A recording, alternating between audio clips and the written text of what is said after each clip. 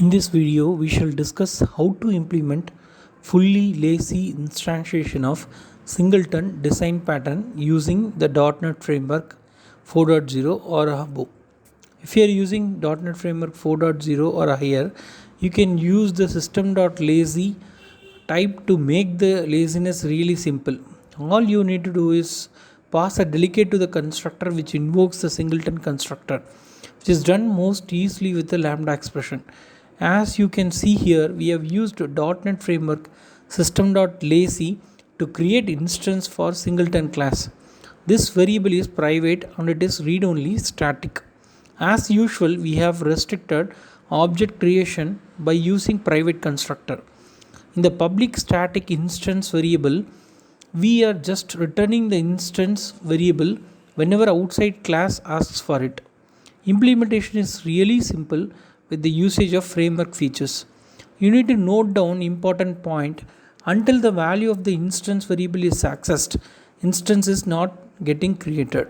And also, lazy initialization is thread safe, but it does not protect the object after it is being created. That means after when the object value is returned from the implementation, this implementation does not guarantee thread safety of the instance which is created. Let's jump on to Visual Studio to see the implementation.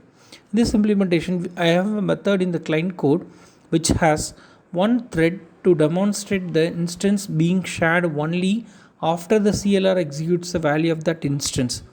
You can see here I have used thread 1 to wait main thread using join. I have commented thread 2 implementation for the instance creation understanding. In this thread safe cricket ball using framework class, you can see here lazy of thread safe cricket ball using framework cricket ball object initialization is done. In the comment section and the uncomment section both yields the same result. With respect to true and false values to the constructor of lazy, we specify a false value in the constructor which makes the lazy object thread safe, does not product the lazily initialized object. If multiple threads can try to access the lazily initialized object, you must make its properties and methods safe for multi-threaded access. Remember that by default this value is true, so that it is thread safe. There is a concept called exception caching.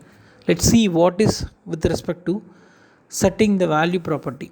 Exception caching, when you use factory methods or lambda expression, as like in our example, exceptions are being cached.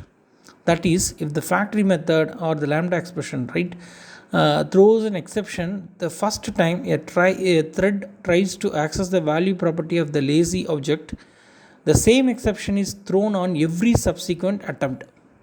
This ensures that every call to the value property produces the same result and avoids subtle errors that might arise if different threads get different results. Next, we shall also discuss about the different modes. With respect to the modes in the second parameter in the constructor, there are three types of lazy thread safe modes.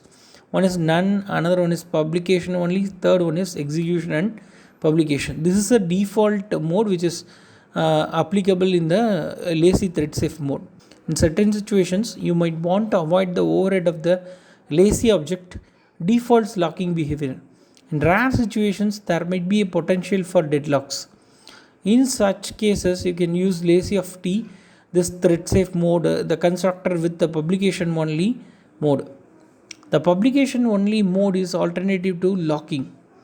When you specify the lazy thread safe mode publication only, exceptions are never cached, even if you specify a factory method.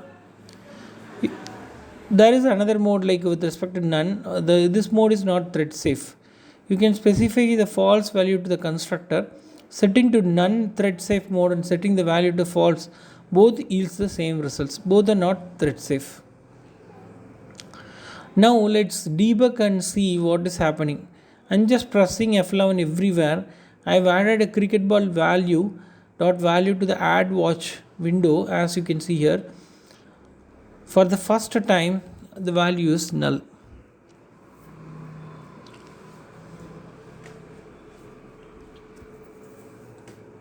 After it is instantiated and initialized, cricketbot value holds the instance and which would be returned to the client code, which proves that lazy instantiation is happening only when we are invoking the value property and not earlier. We now understood what is lazy in framework. Things to note down here: lazy code is using lazy threadsafe mode.execution and publication mode by default. Now we shall enable thread 2 and validate whether it is returning singleton instances or same messages as we have written the logic in the code. Now you can see the message in the console. Now there is a question like when to use lazy installation or instantiation. You get confused whether instantiation using the new keyword to create instance, right, is same as initializing a variable with some value. Yes, in this lazy implementation you can take both are synonyms of each other. I meant initialization and instantiation are synonyms. Okay, coming back to our question, there are two reasons to go for lazy initialization. When you want to improve startup performance of the program. Second reason is when you don't have usage of large object. Maybe you are working with a resource intensive object or might be using it very rarely.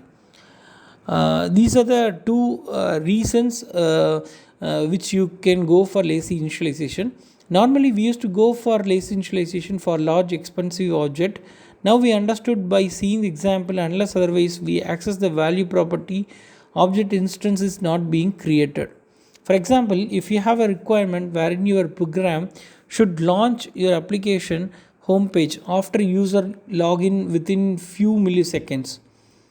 Homepage has lots of report dashboards and other details in it, wherein creation of those reports object should not be a part of the application launch as it affects performance.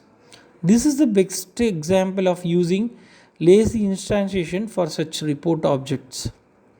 The second example would be if you want to defer the object creation until it is really required.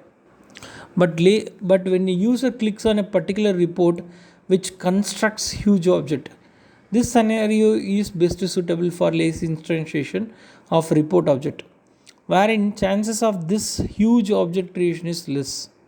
Thereby you are increasing performance of your application. We now understood the lazy implementation of singleton design pattern. Thanks for watching the video session on singleton implementation. Please join me in next session.